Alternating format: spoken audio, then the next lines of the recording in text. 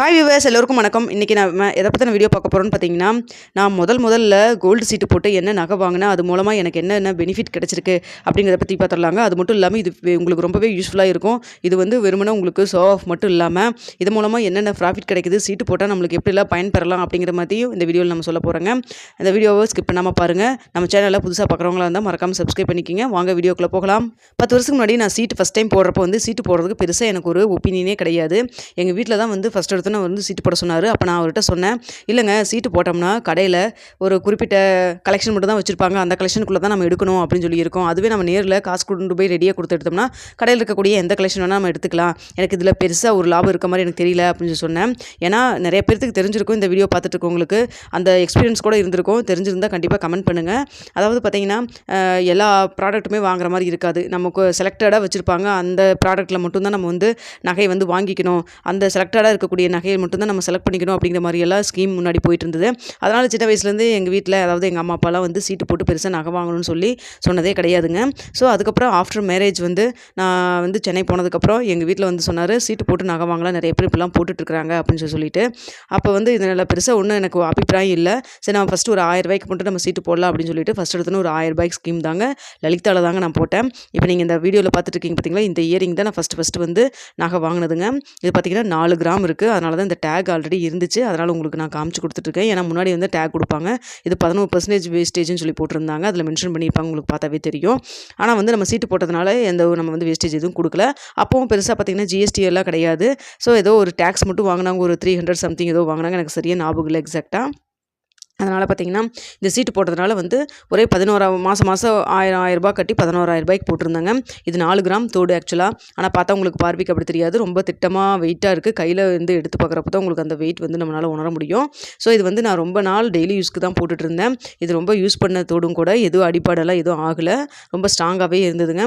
அதுக்கப்புறம் வீட்டுக்கு வந்ததுக்கப்புறம் தான் கால்குலேட் பண்ணி பார்த்தா எனக்கு கிட்டத்தட்ட ஒரு 2000 ரூபாய் கிட்ட லாபம் கிடைச்சிது. நம்ம 1000 ரூபாய் போடுறப்பே நம்மளுக்கு 2000 ரூபாய் லாபம் கிடைக்குது. அது மட்டும் இல்லாமல் சிறுக வாங்கினது பெருசாக நகை எடுக்கிறதுக்காக ஒட்டுக்காக கொண்டு போய் பணம் கொடுத்ததும் தெரியல. ஏன்னா அப்போ எங்களுடைய சேலரிக்கு நான் ரொம்பவே நிறையா எங்களுக்கு கொஞ்சம் லோன் இதெல்லாம் போயிட்டு இருந்தது. அப்போ ஒட்டுக்காக பணம் கொடுத்து 10,000 கொடுத்து வாங்குறதுக்குள்ள எங்களால் முடியல.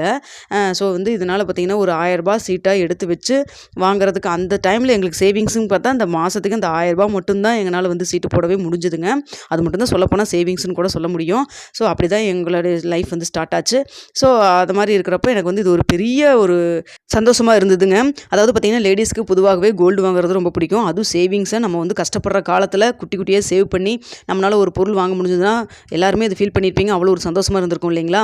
அதுக்கப்புறம் தான் சரி, ஓகே, நம்மளுக்கு என்ன கஷ்டம் இருந்தாலும் பரவாயில்ல, மாதத்துக்கு ஒரு 1000 ரூபாய் நம்ம எடுத்து வச்சு கண்டிப்பாக கோல்டு சீட்டு போட்டே ஆகணும் அப்படிங்கிற மாதிரி தாட் வந்ததுக்கு காரணமே இந்த ஃபஸ்ட்டு சீட்னால தாங்க. திரும்ப அதனால தான் உங்கள்கிட்ட நான் சொல்லுவேன், 6 நாளைக்கு கோல்டு வாங்க முடியாமல் கிடையாது, எல்லாருமே வாங்கலாம். அதுக்கு ஃபஸ்ட் எடுத்தோன்னே நமக்கு வாங்கணுங்கிற ஒரு எண்ணம் வரணும் அப்படின்னு திரும்ப சொல்கிறதுக்கு காரணமே இதுதாங்க.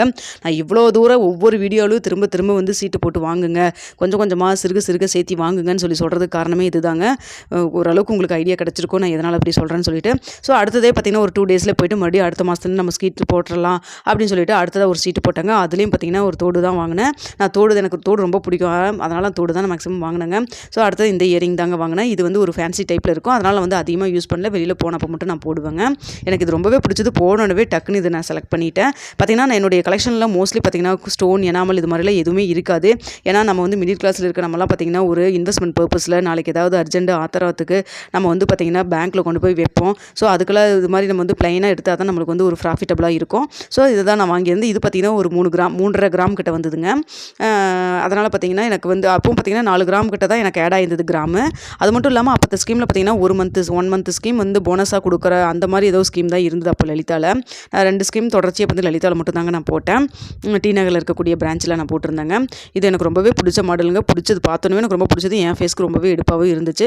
ஆனால் இது பார்த்திங்கன்னா 3.5 கிராம் தான். அது முன்னாடி எடுத்தது 4 கிராம். அதை விட இது பார்க்குறப்ப பெருசாக பார்வையாக இருக்கும். வெளியில் போகிறப்ப சுடிதாருக்கெல்லாம் நான் போடுவேங்க. ரொம்பவே நல்லாயிருக்குங்க. உங்களுக்கு பார்த்தாவே தெரியும் 4 கிராம் அது சின்னதாக தான் இருக்கும். இருந்தாலும் ஃபஸ்ட் டைம் வாங்கின தோடு இல்லைங்களா, அது என்றைக்குமே நம்மளால் மறக்கவே முடியாது இல்லைங்களா லைஃப்பில். அதனால் அதை நான் எப்போவுமே வச்சுருப்பேன். இந்த தோடு பார்த்திங்கன்னா 3.5 கிராம் தான். மீதி கொஞ்சம் காசு எக்ஸ்ட்ரா அவங்க திரும்ப கொடுக்குற மாதிரி இருந்தது. சரின்னு சொல்லிட்டு அப்போ வந்து 2300 அந்த ரேஞ்சில் தாங்க இருந்தது. 1 கிராம் ஏதோ சம்திங் எனக்கு எக்ஸாக்டாக தெரியலங்க. மீதி காசு கொஞ்சம் கொடுத்துட்டு நாங்கள் காயின் வாங்கிக்கிட்டோம். பார்த்திங்கன்னா இந்த தோடு ஒரு காயினும் நாங்கள் வாங்கினோங்க. அதுக்கப்புறம் தான் எனக்கு சீட்டு போடுறதோடைய நன்மையும் தெரிஞ்சது. சீட்டு போட்டால் நம்ம கடையில் இருக்கக்கூடிய எந்த கலெக்ஷனும் எல்லா கலெக்ஷனுமே நம்ம வாங்கலாம் அப்படிங்கிற ஐடியா எல்லாமே வந்தது இந்த சீட்டு போட்டதுக்கப்புறம் தான். அதுக்கப்புறம் தான் வந்து படிப்படியாக கொஞ்சம் அமௌண்ட்டு கொஞ்சம் சேர்த்து போட ஆரம்பித்தேன் அதுக்கப்புறமெல்லாம். ஸோ நெக்ஸ்ட் டைம் வந்து நான் வந்து போட்டுட்டு என்ன வாங்கினேன் அப்படிங்கிறத நெக்ஸ்ட் வீடியோவில் உங்களுக்கு கண்டிப்பாக நான் ஷோ பண்ணுவேன். அது கொஞ்சம் ஒரு பெரிய ஐட்டமாக தான் வாங்கியிருந்தேன். என்னங்கிறத கண்டிப்பாக சொல்கிறேங்க. ஆனால் வந்து இப்போ பார்த்தீங்கன்னா எதுக்காக இதை சொல்ல வரேன்னு பார்த்தீங்கன்னா, இது ஒரு 11,000 அது ஒரு 11,000 மொத்தமாக 22,000க்கு தான் வந்து நான் வாங்கினேன். இது ஒரு 3.5 கிராம் அது ஒரு 4 கிராமுங்க. அது 4 கிராம் எக்ஸாக்டாக இருக்குது. ஸோ பார்த்தீங்கன்னா ஒரு 7.5 கிராமுங்க. கிட்டத்தட்ட ஒரு 8 கிராம் கிட்ட இன்றைக்கி ரேட் படி பார்த்தீங்கன்னா 54,000 வெறும் கோல்டு மட்டும். செய்குலி சேதாரமெல்லாம் போடுறப்போ கண்டிப்பாக வந்து ஒரு கிராமுக்கு 8,000 நம்ம வந்து கொடுக்க வேண்டியதாக இருக்கும். அப்படி பார்த்தீங்கன்னா 62,000 போட்டு நம்ம வாங்க வேண்டியது. ஆனால் நான் அன்றைக்கி பார்த்தீங்கன்னா 22,000க்கு தாங்க நான் வாங்கியிருக்கேன். எதுக்காக சொல்கிறேன் பார்த்தீங்கன்னா 22,000க்கு 62,000க்கும் பார்த்தீங்கன்னா கிட்டத்தட்ட பார்த்தீங்கன்னா 40,000 வந்து நமக்கு வந்து லாபம் இருக்குது. அது மட்டும் இல்லாமல் இந்த பொருள் நம்ம யூஸ் பண்ணவும் செஞ்சுருக்கோம். நம்மளுக்கு விலையும் ஏறி இருக்குது. அதனால தான் பார்த்தீங்கன்னா குட்டி குட்டியாக சேவ் பண்ணி தான் பார்த்தீங்கன்னா குட்டி குட்டியாக திரும்ப சொல்கிறது அதாங்க. சிறுக சிறுக இல்லத்தரசியை நம்ம சேவ் பண்ணி 1000 ரூபாய் இன்வெஸ்ட் பண்ணி இப்போ நம்மளுக்கு ஒரு 60,000 நம்ம கையில் பொருள் இருக்குது அப்படிங்கிறப்போ ரொம்ப பெரிய விஷயம் இல்லைங்களா? ஆனால் கிட்டத்தட்ட 9லேருந்து 10 வருஷம் ஆச்சு, இல்லைன்னு சொல்லலைங்க. ஆனால் நமக்கு வந்து அதில் நம்ம அந்த பொருளை யூஸ் பண்ணவும் செஞ்சுட்டு நம்மளுக்கு லாபம் கிடைக்கிறப்போ கண்டிப்பாக நம்ம இது மாதிரி நம்ம வந்து ஸ்கீமில் போட்டு நம்ம பொருள் வாங்குறதுனால எவ்வளோ லாபம்னு நம்மளுக்கு கண்கூடாவே நம்மளுக்கு தெரியுது. அதனால தாங்க சொல்கிறேன். இப்போவும் சிறுதுளி பெருவெள்ளம்னு சொல்லுவாங்க. நம்ம குட்டி குட்டியாக சேவ் பண்ணி நாளைக்கு நம்ம ஃப்யூச்சருக்கு நம்ம குழந்தைகளுக்காகவோ படிப்புகளுக்காகவோ இல்லை நம்ம வந்து அதை ஒரு இடம் வாங்குகிறோம் அப்படின்னா நமக்கு வந்து ஒரு லோனுக்கு நமக்கு வந்து அப்ளை பண்ணணும் அப்படின்னு சொல்கிறப்போலாம் இது நம்மளுக்கு ரொம்பவே வந்து யூஸ்ஃபுல்லாக இருக்கும். அதே போல் பார்த்திங்கன்னா குட்டி குட்டியாக சேவ் பண்ணி வாங்குறவங்களுக்கு கடையில் போய் பார்க்குறப்போ கண்டிப்பாக பிடிச்சதாக இருக்கும். அதாவது கல் வச்ச ஐட்டத்துக்கு சொல்கிறேன். கல் வச்சு இருக்கிறது பார்த்திங்கன்னா ரொம்ப பார்க்குறக்கு அட்ராக்டிவாக தான் இருக்கும். இருந்தாலும் நம்ம அந்த ஸ்டோன் வச்சு வாங்குறத தவிர்த்தோம்னா நம்மளுக்கு வந்து ஒரு இன்வெஸ்ட்மெண்ட் வந்து நல்ல பெஸ்ட் இன்வெஸ்ட்மெண்ட்டாகவும் அமையுங்க. பிடிச்சிருந்தது எனக்கு கல் வச்சு வாங்க பிடிக்கும் அப்படின்னா ஒரு பேருக்கு ஒரு தோடு 2 தோடு இல்லை ஒரு கோல்டில் இன்வெஸ்ட் பண்ணுறதுக்கு ஏதோ ஒரு ஐட்டம் வாங்கிக்கலாம். கோல்டில் எதுவுமே ஸ்டோன் இல்லாத மாதிரி பார்த்து வாங்கிக்கிங்க. எதுக்காக திரும்ப சொல்கிறேன்னா இது வந்து ஒரு ஷோ ஆஃப் மட்டும் கிடையாதுங்க. நீங்களும் சிறுக சேர்த்து உங்களாலே கோல்டு வாங்க முடியும் அப்படின்னு ஒரு மோட்டிவேஷனுக்காக தான் இந்த வீடியோ போட்டிருக்கேன். பிடிச்சிருந்தா லைக் பண்ணுங்கள், ஷேர் பண்ணுங்கள். Okay viewers.